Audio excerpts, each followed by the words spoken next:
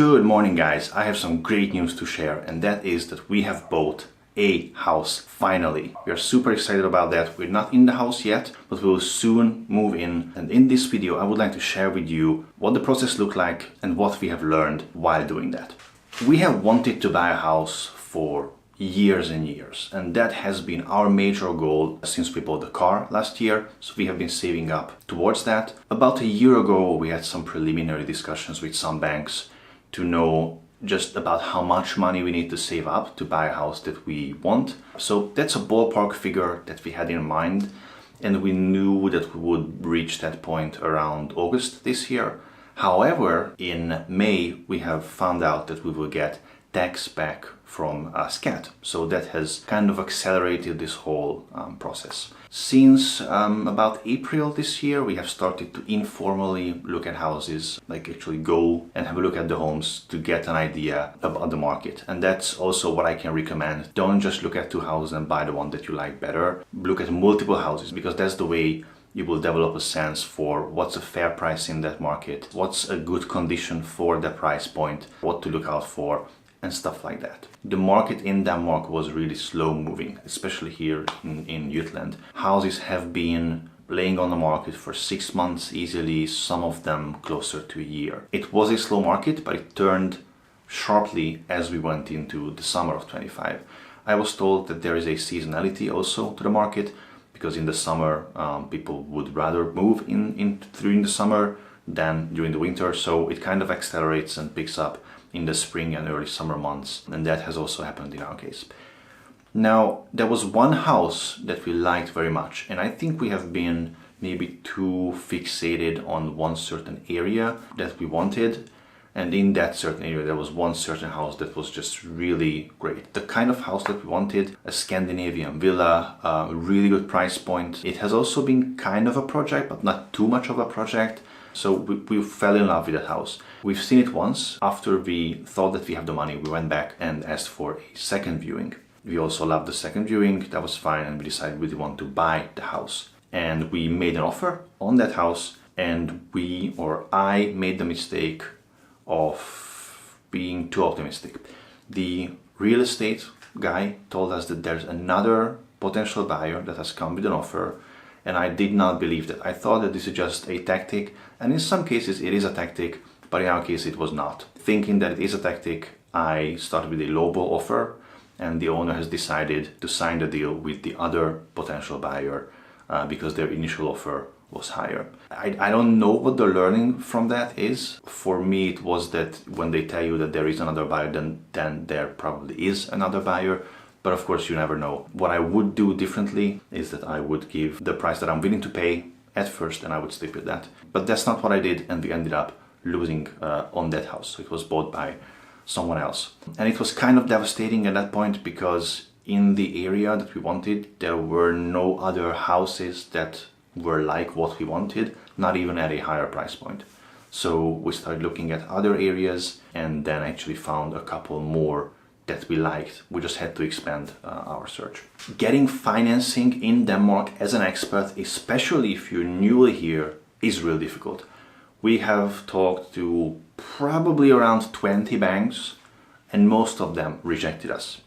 Not because of our cash flow. We are moving into a house which will be cheaper to pay the mortgage on than our rent, so our cash flow improves. What they had a problem with is us being risky customers due to not being Danish. What it comes down to is what they call the 5-year rule, which is a legislation that is made in order to protect the Danish housing market, and in that sense it's a good law because it keeps the prices affordable to people living in Denmark. But what the law says is that if you haven't lived in Denmark for 5 years as an EU citizen, then by EU law you have the right to buy a house. But if you decide to leave Denmark before having lived here for 5 years, then you will have to sell the house within 6 months. It just meant risk for the bank, because they are afraid that if we were to leave Denmark, then they would have to foreclose on the house. Maybe they won't be able to get their money back, and they would have no way of coming after us in another EU country. That's how the banks have seen the situation, and for this reason a lot of them have rejected our application. But anyway, we have received a pre-approval from Nordea, later received a pre-approval from Västtysk, but we decided to go with Nordea because they had better terms and just seems to be a better bank all over. So we have expanded our search to a bigger area in Jutland. It's small town Denmark, so prices are more relaxed. You can easily buy a family house for under 1.5 million. We have found a house that we love very much. It's big, it has the Scandinavian villa vibes, relatively good condition, and also great attention to detail. This house that we have found, we fell in love with. There was also another house that could have been our fallback option in this bigger area search. So at that point, I don't think we've been focused on one house. We would have been happy with either, but we made an offer on the first house. We have offered list price because, again, we've been told that there's another potential buyer that are trying to negotiate. Learning from the previous mistake, we have been okay with the listing price. The listing price was already a good price level, so if we offer that and the owner has accepted our offer. So that's great. It's still not final at that point. They still have to sign the sales contract. And the way it works, and it's important to know, is that you as a buyer have 5 working days to pull out of the contract. You will have to pay a fee, but you can do that. The seller, however, the owner, cannot pull out of the contract. They are locked in, and after the point that they sign the contract. Now, after us and the owner has signed the contract, there's 2 more people that have to give the okay, and that is the bank and my lawyer.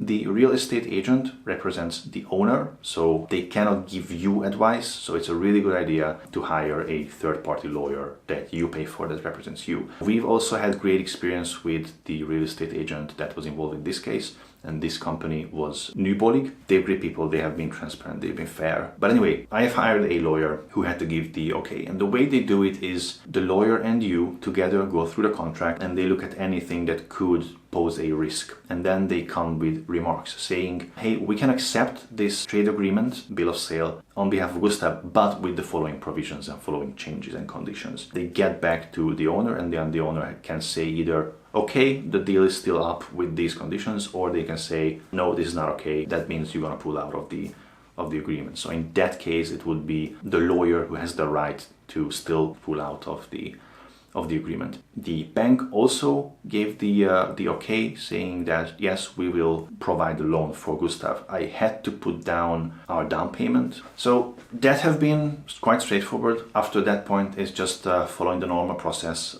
We had to get insurance, both regular house insurance against fire and such, as it is a requirement for the loan, but also change of ownership insurance, which is a really good idea to get. The owner pays half of that. It's quite pricey. It's like 16,000, 18,000 at the lowest. But so we got that. We also went to the bank to finalize the terms of the loan. So until that point, they tell you that yes, we will give you the loan, but you still have to finalize the terms. Do you want variable interest? Do you want fixed interest? What's the term of the loan? Like how long? What are your options? Stuff like that. So there's a meeting that goes on. That has been quite straightforward. And that's it. So yeah, it is our experience. It has been very straightforward. It has been, well, it has been an emotional roller coaster with the first house that we lost out on. There was like probably 4 months of our lives, maybe 3, where we couldn't think about anything else other than buying a house.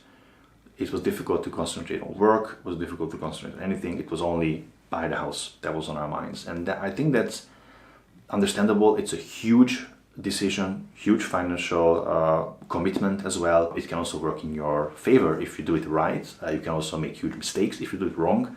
So it's really important to do it the right way. But I think we did it the right way. I'm quite confident. I'm quite happy with where we ended up, and I think it's going to be both a great investment, but also a good change of just quality of life, really. So it will be great. This is probably the last time that you see this background the way it is. We'll be moving to a new place.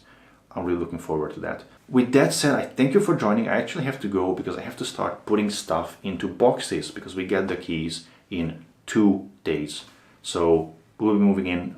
If you want to follow us on the move-in and want to see a bit of the house, then do stick around. Please hit the subscribe button. Please hit the like if you did like this video. I thank you for joining, and I will see you in the next one.